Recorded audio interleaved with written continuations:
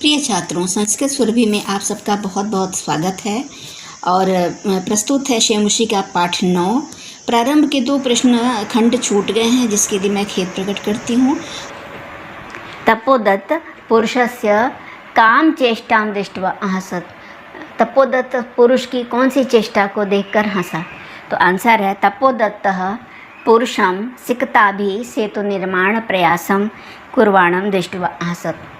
तपोदत्त पुरुष की बालू से सेतु निर्माण के प्रयास करते हुए देखकर उसको हंसा। प्रश्न नंबर 4। तपोमात्रेण विद्यां प्राप्तुं तस्य प्रयासः कीदृशः कथितः। तपस्या मात्र से, केवल तपस्या से विद्या को प्राप्त करने के लिए तस्य प्रयासः किया गया, जो उसका प्रयास था वो कीदृशः कथितः, कैसा कहा गया है। मतलब बिना पढ़ाई किए केवल तपस्या करके ही विद्या प्राप्त करने का जो उसकी कोशिश थी, उसको किस प्रकार की कोशिश कही गई है। तपोमात्रेण, केवल तपस्या मात्र से विद्यां प्राप्तुं, विद्या प्राप्त करने के लिए तस्य प्रयासः, उसका प्रयास सिकताभिः एव, माने बालू से ही, केवल बालू से ही सेतु निर्माण प्रयास, सेतु निर्माण का प्रयास कथितः कहा गया। अंते तपोदत्त विद्या ग्रहणाय कुत्र गतः। अंत में तपोदत्त विद्या ग्रहण करने के लिए कुत्र गतः, कहाँ गया? तो आंसर है अंते तपोदत्तः, अंत में तपोदत्त विद्या ग्रहणाय, विद्या ग्रहण करने के लिए गुरुकुलम गच्छति, गुरुकुल गया। ये बच्चों प्रश्न नंबर 2। भिन्न वर्गीय पदम चिनुत। भिन्न वर्गीय मतलब अलग प्रकार के ऑड वर्ड्स जो है चुनना है। को में है लिखा है निःश्वस्य, माने सांस लेकर, चिंतय सोचकर, विमृश्य विचार करके, औपेत्य पास पहुंचकर।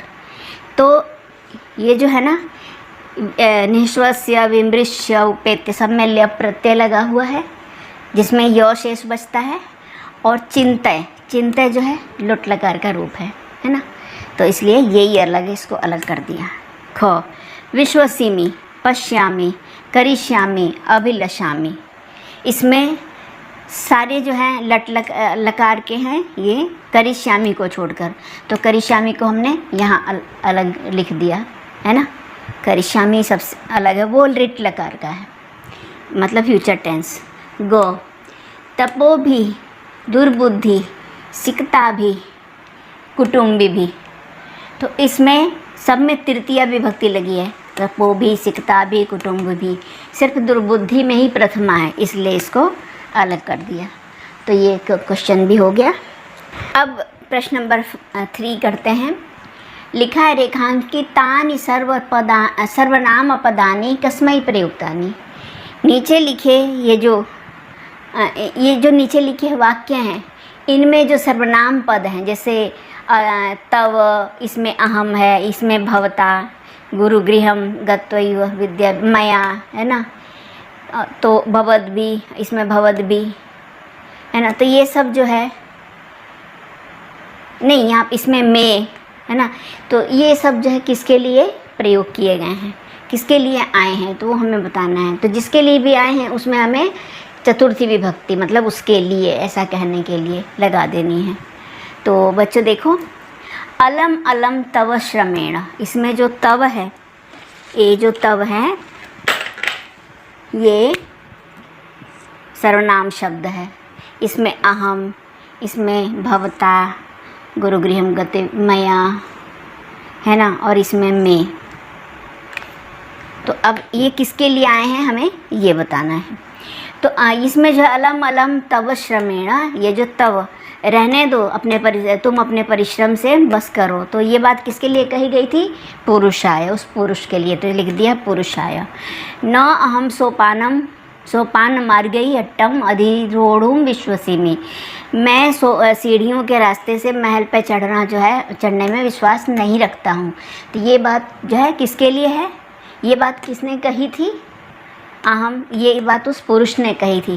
तो इसलिए अहम के लिए यहाँ पे लिखा है पुरुषाय। 3rd है चिंतितम, भवता न वा, आपने सोचा या नहीं सोचा। तो ये भवता शब्द जो किसके लिए आया है? वो पुरुष के लिए आया, तो पुरुषाय यहाँ लिख दिया पुरुषाय। इसके बाद है फोर्थ है गुरुगृहम गत्वैव विद्याभ्यासो मया करणीय। गुरु के घर ही जाकर ही विद्याभ्यास मेरे द्वारा किया जाना चाहिए। तो ये यहाँ पे मया शब्द जो है तपोदत्ताय, तपोदत्त के लिए आया है, ठीक है ना। इस भवद्भि उन्मीलितम, फिफ्थ है भवद्भि उन्मीलितम में नयन युगलम। आपने मेरी दोनों आँखें उन्मीलितम खोल दी। ये बात किसने कही या किसके लिए आया है? में शब्द, मेरी जो है दोनों आँखें खोल दी, तो यह है तपोदत्त के लिए, तपोदत्ताय, तपोदत्त के लिए। तो ये भी क्वेश्चन हो गया। क्वेश्चन नंबर थर्ड, अधोलिखितानि कथनानि कह कम प्रति कथयति। ये नीचे लिखे कथन किसने किसको कहा है? तो इसका फर्स्ट है हा विधे किमिदं मया कृतम, है ना। ये हे विधाता, यह मेरे द्वारा, है ना, किम कैसे किया गया या क्या किया गया। ये कहता है तपोदत्त। किससे कहता है? आत्मानम, खुद से ही कहता है, स्वयं से। सेकंड है भो महाशय किमिदं विधीयते।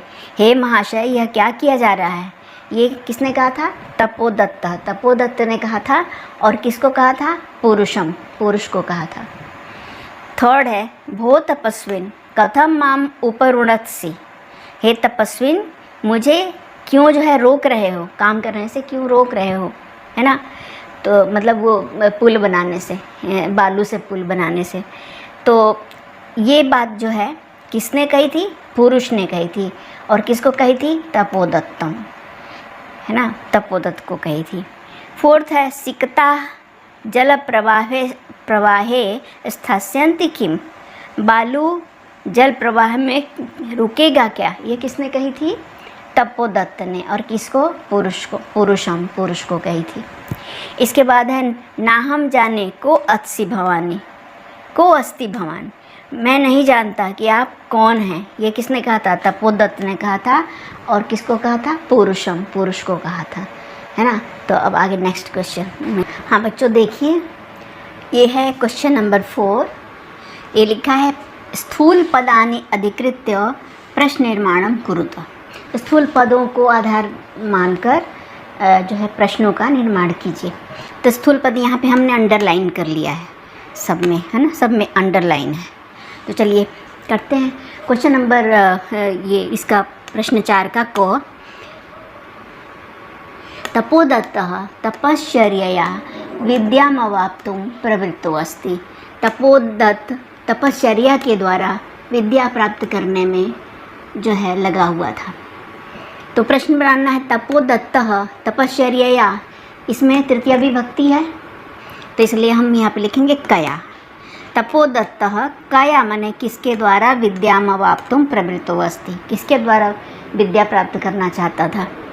ख तपोदत्तः कुटुम्बिभिः मित्रैः गर्हितो अभवत्। तपोदत्त कुटुंबियों और मित्रों के द्वारा निंदित हुआ। तपोदत्त प्रथमा है और यही अंडरलाइन है, यहीं पे प्रश्न बनाना है इसी की जगह पे। तो प्रश्न बनेगा कह, तपोदत्त प्रथमा है तो यहाँ पे भी किम शब्द में कह प्रथमा विभक्ति।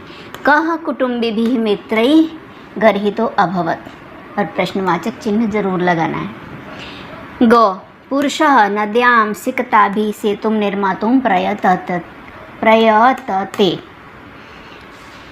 पुरुष जो है नदी पर बालू से पुल बनाना चाहे। नद्याम को अंडरलाइन किया हुआ है, तो इसकी जगह पे कस्याम या कुत्र हो सकता है।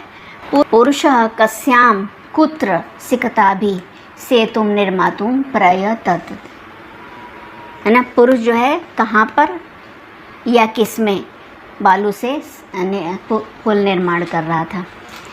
घ तपोदत्तः अक्षर ज्ञानम विनैव वैदुष्यम अवाप्तुम अभिलषति। तपोदत्त अक्षर ज्ञान के बिना ही विद्वता प्राप्त करने की इच्छा रखता था। और अंडरलाइन किया है अक्षर ज्ञानम को, तो इसमें लगी है द्वितीय विभक्ति का एक वचन, तो हम इसकी जगह पे लिखेंगे किम शब्द में द्वितीय विभक्ति कम, है ना। अब बनाएंगे प्रश्न। तपोदत्तः कम विनैव वैदुष्यम अवाप्तुम अभिलषति, प्रश्नवाचक चिन्ह। इसके बाद है ङ तपोदत्तः विद्याध्ययनाय विद्याध्ययनाय गुरुकुलम अगच्छत।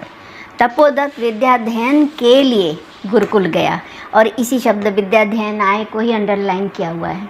तो क्या बनेगा इस तपोदत्तः विद्याध्ययनाय, विद्याध्ययन के लिए। तो हम कैसे क्या दो शब्दों का प्रयोग कर सकते हैं। तपोदत्तः कस्मै किमर्थम, ये दोनों में से कोई भी एक हो सकता है। गुरुकुलम अगच्छत, तपोदत्त किसके लिए या क्यों गुरुकुल गया। च है गुरुगृहं गत्वैव विद्याभ्यासः करणीयः। गुरुगृहं में है द्वितीया, तो यहाँ पे लेकिन कम गत्वैव ये ज़्यादा सटीक नहीं लगता, क्योंकि एक स्थान की जगह पे स्थान बताया जा रहा है, तो इसलिए हम इसकी जगह पे कुत्र लिखेंगे, है ना। कुत्र गत्वैव विद्याभ्यासः करणीयः, कहाँ जाकर ही विद्या का अभ्यास करना चाहिए। ठीक है बच्चों, देखिए अब ये जो पाँचवा और छठे, 5th और 6th, ये क्वेश्चन जो है ना दोनों समास से संबंधित है। प्रश्न नंबर 5 है उदाहरणम अनुसृत्य अधोलिखित विग्रह पदानां समस्त पदानि लिखत। उदाहरण के अनुसार इसलिए उदाहरणम अनुसृत्य अधोलिखित विग्रह पदानां समस्त पदानि लिखत। लेकिन तो उदाहरण मैंने यहाँ नहीं दिया है, वो आपकी बुक में है। मैं सीधे क्वेश्चन पे आ गई हूँ। यह विग्रह किए हुए, विग्रह का अर्थ है मतलब अलग अलग किए हुए पद। विग्रह का मतलब ऐसे झगड़ा होता है, जब झगड़ा करता है आदमी तो पास नहीं रहता ना, अलग अलग हो जाता है। तो इसलिए विग्रह का मतलब यहाँ पे है कि अलग अलग करना है। और समस्त पदानी मतलब एक साथ दोनों पदों में से विभक्ति को हटाकर दोनों पदों को एक पद बना देना ही समास करना है। तो चलिए बच्चों, कल ये जो क है विग्रह पदानी में क है अक्षराणाम ज्ञानम, अक्षरों का ज्ञान। इसको हम क्या कहेंगे समस्त पद में, अक्षर ज्ञानम, अक्षर ज्ञान। ख है सिकताया सेतु, माने बालू का पुल। इसको हम समास बनाएंगे तो क्या कहेंगे, सिकता सेतु। पितुः चरणई, पिता के चरणों के द्वारा। इसको हम एक शब्द में समास बना के पितृचरणई ऐसा बना देंगे। गुरोः गृहम, गुरु के घर। इसको गुरुगृहम। बहुत आसान समास है, बिल्कुल छोटे बच्चों वाले, है ना। गुरोः गृहम, गुरुगृहम। विद्यायाभ्यास, विद्या का अभ्यास को हम एक शब्द में, है ना, समास बनाएंगे तो कैसे बनाएंगे, विद्याभ्यास, विद्याभ्यास, विद्यायाभ्यास, विद्याभ्यास। ठीक है। अब है प्रश्न नंबर 6, अधोलिखिता नाम समस्त पदा नाम विग्रहम कुरुतः। नीचे लिखे जो समस्त पद हैं इनका हमें विग्रह करना है। तो समस्त पद ये हैं, क ख ग, ये 4 हैं। देखिए जल प्रवाह है, तो अब इसको, ये समस्त मतलब जुड़े हुए पद हैं, अब इनको हमें अलग करना है। तो जैसे यहाँ पे विभक्ति हटा के एक शब्द बनाया गया था, यहाँ पे विभक्ति लगा के अलग अलग 2 शब्द बनाने हैं। तो जल प्रवाह का क्या होगा, जलस्य प्रवाह, है ना। तपश्चर्यया, तपसः चर्यया, है ना। जलोच्छलन ध्वनि, जलोच्छलनस्य ध्वनि, जलोच्छलनस्य ध्वनि, है ना। जल के उछलने की ध्वनि और वही जल के उछलने की ध्वनि अलग कर दिया बस यहाँ पे षष्ठी विभक्ति लगा के। जलोच्छलनस्य ध्वनि, यहाँ षष्ठी विभक्ति लगा के दोनों पदों को अलग कर दिया। इसके बाद घ है सेतु निर्माण प्रयासः।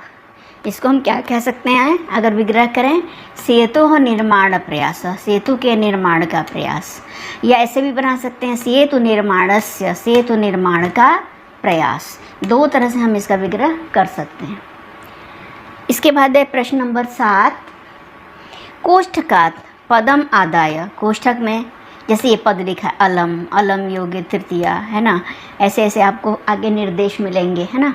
तो कोष्ठक से पद को लेकर नूतन नए वाक्य द्वयम रचयत, 2 नए वाक्य बनाने हैं। ठीक है ना। जैसे यहाँ अलम शब्द है तो इसको यूज करके हमें एक वाक्य बनाना है। तो हमने एक पहला जैसे एग्जाम्पल दिया है यथा, जैसे कि अलम चिंतया, है ना। तो अलम के अलग के योग में जो चिंता शब्द है उसमें तृतीया। अलग के योग का मतलब यह है कि जब अलग अलग अलम शब्द आ जाए, अलम शब्द को जब यूज करना हो तो अलम का अर्थ है रोकना, बस करो बस।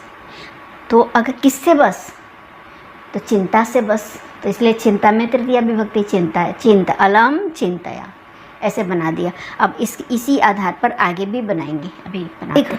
देखो बच्चों, क्वेश्चन नंबर 7 हम कर रहे थे, तो उसका जो क है, अभी नीचे एग्जाम्पल देखा था, अब यहाँ पे क है अलम भय न, भय शब्द है और अलम शब्द का यूज करना है, भय है ब्रैकेट में, है ना। तो भय से बस, तो जिससे बस कहना हो उसमें हम भय में हमने तृतीया विभक्ति लगा दी है। इसको मैं यहाँ पे अंडरलाइन कर देती हूँ जिससे पता चले। और ऐसे कोलाहलेन यूज तो हुआ है अलम शब्द का, लेकिन जिस शब्द के साथ लगा है उसमें तृतीया विभक्ति, है ना। तो अलम भयेन, भय से भयेन, अलम कोलाहलेन, कोलाहल से कोलाहलेन, ऐसा हो गया। इसके बाद क्वेश्चन नंबर 6 एग्जाम्पल दे रहे हैं कि यथा माम अनु स गच्छति। अनु का अर्थ होता है पीछे। तो अनु शब्द जहाँ भी अनु के योग में द्वितीया विभक्ति होती है, मतलब जहाँ पे अनु शब्द का प्रयोग किया जाएगा जिसके पीछे कहना है उस शब्द में द्वितीया विभक्ति लगेगी। तो देखिए यहाँ पे कहते हैं कि लक्ष्मणः रामम अनु गृहम गच्छति। ये क्वेश्चन इसमें थोड़ा सा गलत लगता है, यहाँ पे किसी का नाम देना चाहिए था या किसी स्थान का नाम, या गृहम भी दिया है तो लक्ष्मणः गृहम अनु गच्छति ये हो सकता है। मैंने तो ऐसे बना दिया है लक्ष्मण रामम अनु गृहम गच्छति, राम के पीछे घर जाते हैं, लक्ष्मण राम के पीछे पीछे घर जाते हैं। सेकंड, सह पर्वतम अनु निलीयते, वह पर्वत के पीछे छिपता है ना, पर्वत शब्द है तो पर्वतम अनु, इसमें द्वितीया विभक्ति लगा दिया, जैसा लिखा है कि अनु शब्द के योग में द्वितीया विभक्ति लगती है। इसके बाद है ग, इसमें भी एग्जाम्पल दिया है यथा, जैसे कि अक्षर ज्ञानम विनैव वैदुष्यम प्राप्तुम अभिलषसि, जैसे कि अक्षर ज्ञान के बिना ही तुम वैदुष्य प्राप्त करना चाहते हो। तो यहाँ पे अक्षर ज्ञानम, अक्षर ज्ञान भी बोलते हैं और वैसे शुद्ध उच्चारण तो इसका ज्ञान ही है ना। पर वो परंपरा में ज्ञान ज्ञान बोलते रहते हैं। तो अक्षर, तो इसलिए अक्षर ज्ञानम भी नहीं, अक्षर ज्ञान के बिना, तो यहाँ पे षष्ठी न लग के बिना शब्द के योग में द्वितीया विभक्ति लगी है ना। तो बना है अक्षर ज्ञानम विनय वैदुष्यम प्राप्तुम, अक्षर ज्ञान के बिना ही तुम विद्वता प्राप्त करना चाहते हो, बिना योगे द्वितीया, बिना के योग में द्वितीया विभक्ति होती है, ये कहना चाहते हैं ये। तो हमने इस पर 2 सेंटेंस बनाया है ना। देखिए पहला है इसका परिश्रमम बिना सफलता न लभ्यते, परिश्रम शब्द दिया है, इसमें हमने द्वितीय विभक्ति लगा दिया परिश्रमम बिना। इसी तरह दूसरे सेंटेंस में अभ्यास शब्द दिया है, तो यहाँ पे हमने एक वाक्य बनाया अभ्यासम बिना। देखिए अभ्यासस्य बिना नहीं, हिंदी अगर देखा जाए तो अभ्यास के बिना ऐसा कहना चाहिए, लेकिन नहीं, वो संस्कृत की दृष्टि से गलत है ना। क्योंकि बिना शब्द का जब प्रयोग होगा तो जिसके बिना कोई काम ना हो सके उसमें द्वितीय विभक्ति, द्वितीय तृतीय और पंचमी 3 विभक्तियाँ लगती हैं, लेकिन यहाँ निर्देश है द्वितीय विभक्ति का ही प्रयोग करें, तो हम द्वितीय विभक्ति लगा रहे हैं, ठीक है। तो अभ्यासम बिना कौशलः न लभ्यते, ब्रैकेट में अभ्यास। अब लास्ट है घ, एक उदाहरण देते हैं यथा संध्याम यावत गृहम उपैति, यावत योगे द्वितीया। यावत का मतलब तब तक, है ना, जब तक, यावत माने जब तक, तावत माने तब तक। तो यावत मतलब जब तक, सेंस है कि तब तक, यहाँ लिखा तो यावत है लेकिन इसका भाव कहना चाहते हैं तब तक। कैसे, उदाहरण अभी वाक्य से पता चलेगा। कहते हैं देखो मास शब्द है ना, मास ब्रैकेट में, तो वाक्य बनाया है वर्षा मासम यावत गृहे एव तिष्ठ, ये मैंने सेंटेंस बनाया है। वर्षा मास है जब तक, मतलब जब तक वर्षा मास है ना, और तावत का यूज नहीं है, बस उसे समझना है, तावत गृहे एव तिष्ठ, तब तक घर में ही रहो, जब तक वर्षा है तब तक घर में, क्योंकि यावत का सेंटेंस पूरा ही नहीं होगा जब तक तावत ना कहें। अब यहाँ तावत दिख नहीं रहा है लेकिन उसको समझना है बस। सेकेंड है और लास्ट है, यहाँ पे देखिए मास के बाद यहाँ पे भी एक शब्द होना चाहिए, वर्ष। वर्ष शब्द छूटा है।